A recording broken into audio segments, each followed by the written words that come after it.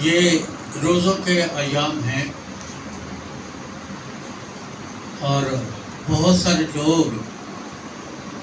ہر روز یا اپنے مختلف ٹھہرا ہوئے وقت پر روزہ رکھ رہے ہیں۔ روزے کے معانی جو تھے تو مطالب تھے وہ میں نے آپ کو بتائے تھے۔ پھر میں نے آپ کے سامنے روزے کی تاریخ کو بھی رکھا تھا اور آپ کو بتایا تھا کہ خدا کے پاک کلام میں خدا نے موسیٰ کی معرفت شریعت میں ایک حکم دیا تھا جو ہم نے احبار کی کتاب اس کے 23ویں باب کی 26ویں آیت سے 32ویں آیت تک اس کا مطالعہ کیا تھا، اور یہ بھی جانا تھا کہ خداوند نے جو روزہ رکھنے کی ہمیں یا شریعت میں جو تلقین کی حکم کیا، اس کی ساری باتیں جزیات چھوٹی بڑی باتوں کو ہم نے سیکھا کہ وہ کیا چاہتا ہے۔ وہ چاہتا ہے کہ ہم وہ روزہ رکھیں جسے وہ پسند کرتا ہے، تاکہ ہم وہ روزہ نہ رکھیں جسے ہم پسند کرتے ہیں، کیونکہ اگر ہم خداوند کی مرضی کو پورا نہیں کریں گے تو پھر ہم روزے کی ان بے شمار برکتوں سے، میری نظر میں روزے کی برکتیں بے شمار ہیں، ان بے شمار برکتوں سے محروم رہ جائیں گے۔ روزہ بھی رکھیں گے اور ہمیں کچھ حاصل بھی نہیں ہوگا۔ تو ہم نے سیکھا تھا کہ روزہ خدا کے کلام میں جب خداوند نے اپنے بندہ بزرگ موسیٰ کی معرفت اس کا حکم کیا تو اس نے سب سے پہلے یہ بتایا کہ تم روزہ رکھنا، اور پھر اس نے دن بتایا کہ کس مہینے کی کس تاریخ کی شام سے کس تاریخ کی شام تک، جہاں میں نے آپ کو عرض کیا تھا کہ اگر ہم 32ویں آیت کا مطالعہ کریں احبار 23واں باب، تو وہاں لکھا ہے ایک شام سے دوسری شام تک تم اپنا روزہ رکھنا، اپنے جان کو دکھ دینا، وہ کفارہ کا دن ماننا، اسے کفارے کا سبت ماننا، اور یہ لکھا ہے کہ یہ آئین پشت در پشت، وہاں لفظ یہ لکھا ہے کہ یہ پشت در پشت یہ آئین سدا رہے گا، اور تمہیں اس آئین کو تبدیل کرنے یا اس میں ترمیم کرنے کی کسی انسان کو اجازت یا کسی نبی یا کسی پیغمبر کو اجازت نہیں۔ تو اس لیے پھر اس وقت میں نے آپ کو بتایا تھا کہ اس حوالے کو نوٹ کریں اور گھر جا کر اس کا مطالعہ ضرور کریں۔ پھر ہم نے بائبل مقدس میں سے روزے کی تاریخ کے بارے میں، کیسے یہ ایک روزہ پھر 5 روزے مقرر ہوئے، پھر کس طرح سے 109 روزے مقرر ہوئے، اور کس طرح سے خداوند یسوع اپنی زندگی میں شاگرد رسول اپنی زندگی میں تقریباً 150 سے زیادہ روزے رکھتے رہے، اور جب خداوند آسمان پر اٹھائے گئے تو پھر کس صدی سے کلیسیا نے ان روزوں میں اضافہ کیا، اور پھر 314 عیسوی میں جب کلیسیا میں کانسٹنٹائن کیسر نے اپنے آپ کو مسیح ہونے کے لیے پیش کیا، تو پھر 314 میں 24 میں پھر یہ 40 روزے مقرر کیے گئے۔ لیکن ایک بات میں آپ کو بتا دوں کہ کانسٹنٹائن بادشاہ نے کیسر نے مسیح ہونے کا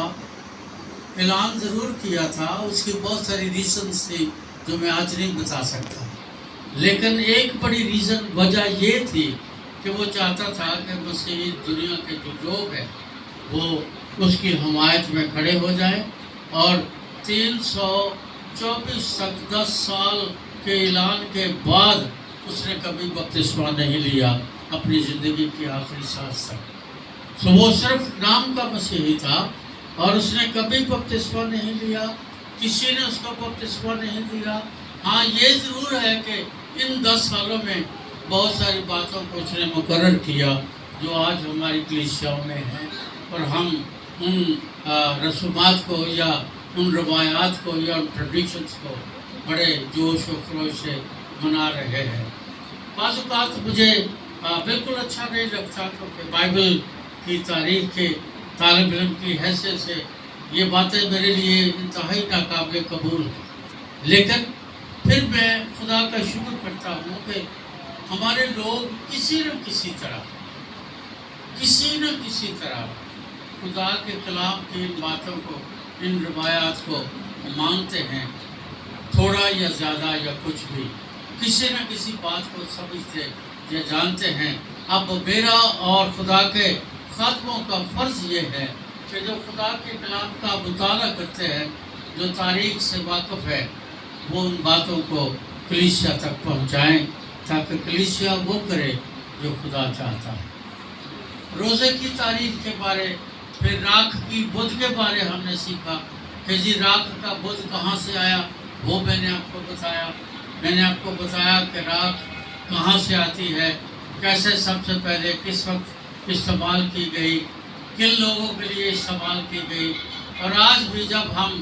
راکھ کا بدھ مناتے اور روزہ رکھتے ہیں تو اس کے مقصد اور اس کا بھید پاک کلام میں کیا ہے۔ تو میں نے آپ کو یاد ہوگا یہ بتایا تھا کہ راکھ جو ہے یہ انسانی زندگی کو پیش کرتی ہے، اور وہ راکھ جو انسانی زندگی کو پیش کرتی ہے، خدا کے کلام میں لکھا ہے کہ خدا نے آدم سے کہا کہ تو خاک ہے اور خاک میں لوٹ جائے گا۔ چونکہ انسان کی زندگی جو ہے وہ خدا کا بندہ ایوب کہتا ہے کہ یہ خاک ہے اور اس کا کوئی مقام یا کوئی ٹھکانہ نہیں ہے، اور اس میں کسی طرح کی کوئی پائیداری نہیں ہے۔ مقدس پطرس اپنے خط میں کہتے ہیں کہ انسان کی زندگی جو ہے وہ گھاس کے پھول کی مانند ہے، جو ابھی ہے اور پھر چند لمحوں کے بعد وہ نہیں ہے۔ لیکن افسوس یہ ہے کہ انسان جب تک جیتا، اپنے پیدا ہونے کے دن سے لے کر جب تک جیتا ہے، وہ کبھی اپنے آپ کو خدا کی مرضی کے مطابق ڈھالنے کی کوشش نہیں کرتا۔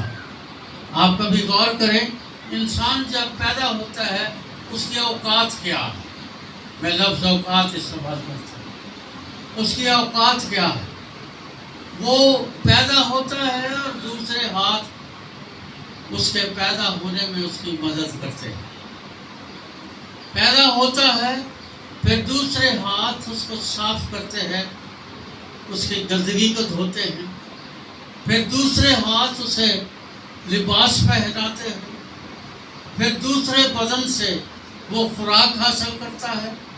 اور پھر اس خوراک کے ساتھ انسان بڑھتا ہے، اور جیسے جیسے بڑھتا جاتا اور بڑا ہوتا جاتا ہے، طاقت و قوت اور خوبصورتی میں، دولت میں، دنیاوی وسائل میں جیسے جیسے بڑھتا جاتا ہے، وہ اپنی اوقات کو بھول جاتا ہے۔ پھر جب اس کی زندگی کا آخری وقت آتا ہے، آپ کبھی غور کریں، وہ روتا ہوا اس دنیا میں آتا ہے۔ جب وہ دنیا سے جاتا ہے تو روتا ہوا جاتا ہے۔ کوئی دوسرے لوگ جو ہے وہ اس کو نہلاتے ہیں، وہ اس کو کپڑے پہناتے ہیں یا کفن پہناتے ہیں۔ یہ ہماری محبتیں ہیں، پیار ہے مر جانے والوں کے لیے جو ہمارے عزیز ہیں، کہ ہم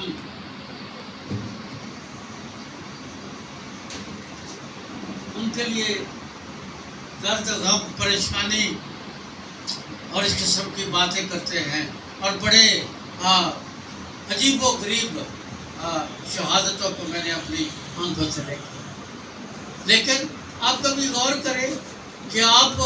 کبھی کندن کی لکڑی میں بھی اس کو دفنا دیں، اس کو کب خواب میں دفنا دیں وہ خاک ہے اور خاک میں لوٹ جائے. دوسرے اس کو نہلاتے ہیں، دوسرے اس کو کفن پہناتے ہیں، دوسرے اس کو دفن کرتے ہیں، دوسرے اس کی قبر بناتے ہیں، لیکن انسان کی آکڑ نہیں جاتی. اس کے لیے خداوند خدا کے پاک کلام کا جب ہم مطالعہ کرتے ہیں تو میں نے آپ کو عرض کیا تھا کہ راکھ کی بدھ،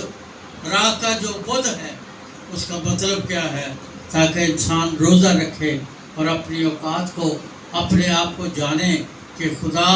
کے پاک کلام میں اس کی حیثیت کیا ہے اور دنیا میں وہ کیا کرتا پھرتا ہے. لیکن جو کچھ وہ کرتا پھرتا ہے اس کا اسے جواب دے گا، اس کا اسے حساب دے گا، اس زندگی میں بھی اور آنے والی زندگی میں بھی. لیکن جو سب سے اہم سوال ہے وہ سوال یہ ہے کہ خداوند نے روزہ کیوں رکھنے کا حکم دیا، بزرگوں نے کیوں روزہ رکھنے کا حکم دیا، کلیسیا نے کیوں روزہ رکھنے کا کیوں حکم دیا، میں اور آپ کیوں روزہ رکھتے ہیں، اس کی کیا غرض و غایت ہے، کیا اہمیت ہے، اس سے کیا نتائج نکلتے ہیں، کس روزے کے پھل یا نتائج ہم حاصل کرتے ہیں اور کس روزے کے نتائج ہمیں نہیں ملتے یا وہ رائے گا جاتے ہیں. وہ خدا کا پاک کلام اس کے تعلق سے ہمیں کیا سکھاتا. پہلی بات جو میں چاہتا ہوں جو یہاں لکھا ہے پاک کلام میں کہ خداوند خدا اپنے بندہ سلیمان بن داؤد پر اس وقت حاضر ہوا یا نازل ہوا یا اس کو دکھائی دیا جب ہم دوسرا تواریخ 5واں 6واں 7واں باب کا مطالعہ کرتے ہیں تو سلیمان بن داؤد نے ہیکل کو اور اپنے محل کو بنانے کا کام تمام کیا اور ہیکل کو مسح کیا. جب ہیکل کو مسح کیا تو آپ کو یاد ہوگا ہم نے بھی جب اس گھر کو مسح کیا تھا کہ یہ خدا کا گھر ہو، یہ ہیکل ہو، تو میں نے 3 باتیں جو یہاں لکھی ہیں آج آپ نے پڑھی ہیں، میں نے وہی باتیں آپ کے سامنے رکھی تھی. پہلی بات، جب ہیکل کو مسح کیا اور خدا کا گھر یا ہیکل خدا کی حضوری اور اس کے عبر سے بھر گئی تو سلیمان بن داؤد نے پہلی دعا یہ کی کہ خداوند ہم چاہتے ہیں، ہم مانگتے ہیں، ہم درخواست کرتے ہیں تیرے جلال کی حضوری ہمیشہ اس گھر میں رہے. یہ پہلی مانگ تھی. دوسری یہ تھی کہ اس گھر میں جو قربانیاں گزرانی جائیں، جو ہدیے گزرانے جائیں، جب لوگ تیرے حضور آئیں ان قربانیوں کو قبول کرنا اور اس گھر کو قربانی کا گھر بنانا. تیسری بات جو اس نے کہی تھی وہ یہ تھی کہ اے خداوند آسمانی خدا، ہم منت کرتے ہیں کہ اگر کوئی پردیش میں ہو اور وہ بھی تیری اس ہیکل کی طرف ہاتھ کر کے، آنکھ کر کے، ہاتھ اٹھا کر دعا کرے تو اس کی دعا کو سن لے گا. اور جب ہم دانیل کی کتاب کا مطالعہ کرتے ہیں تو دانیل کا جب وہ بادشاہ کے ہاں بڑے عہدے پر تھا لیکن وہ قید میں تھا تو وہ صبح دوپہر شام 3 دفعہ اپنے محل کی کھڑکی کھول کر ہیکل کی طرف منہ کر کے دعا کرتا تھا. یہ 3 التجائیں کی تھی سلیمان بن داؤد نے. لکھا ہے کہ خواب میں سلیمان بن داؤد پر خدا حاضر ہوا اور اسے کہا تیری دعائیں سن لی گئی، میری حضوری یہاں رہے گی، یہ میں نے مان لیا، تیری درخواست قبول ہوئی، یہ قربانی کا گھر ہوگا، تیری درخواست قبول ہوئی. اس کی طرف کوئی ہاتھ اٹھا کر پردیش میں بھی دعا کرے گا تو میں سن لوں گا، تیری دعا سن لی گئی. پر یاد رکھنا یہاں لکھا ہے کہ اگر میں ٹڈی کو یا کال کو جو ہے وہ بھیجوں۔ یہاں لکھا ہے کہ اور اگر میں آسمان کو بند کر دوں کہ بارش نہ ہو، یہ پہلی بات ہے۔ اور اگر میں آسمان کو بند کر دوں کہ بارش نہ ہو، یہ پہلی بات ہے۔ دوسری ہے یا ٹڈیوں کو حکم دوں کہ ملک کو اجاڑ ڈالے، یہ دوسری بات ہے۔ پھر لکھا ہے کہ اس نے ان کو بتایا کہ اور یا اپنے لوگوں کے درمیان وبا بھیجو۔ یہ تین باتیں خداوند نے کہی، تین درخواستیں کی گئی، تینوں خداوند نے مان لی۔ پھر اس کے بعد خداوند نے تین باتیں سلیمان بن داؤد سے اور اس دور سے لے کر آج تک کے دور تک، میری اور آپ تک، تین باتیں خداوند نے کہی۔ پہلی بات کیا ہے کہ اگر آسمان کو بند کر دوں۔ دوسری بات کیا ہے کہ میں ٹڈی کو بھیجوں۔ تیسری بات کیا ہے کہ اگر کوئی وبا آ جائے تو پھر اس کا علاج کیا ہے، پھر اس کا علاج کیا ہے۔ کیونکہ اگر ہم روزہ رکھتے ہیں اور ہمارے روزے خدا سنتا نہیں، ان کو قبول نہیں کرتا، تو میں سمجھتا ہوں کہ بہتر ہے نہ رکھیں۔ اس وقت تک نہ رکھیں جب تک خدا کی مرضی ہم جان نہیں لیتے، اور جیسے خدا چاہتا ہے ویسے ہم روزہ رکھیں۔ جیسے دنیا نے سکھایا ہے، ہماری مشنوں نے سکھایا ہے، ہمارے خادموں نے، پادری صاحب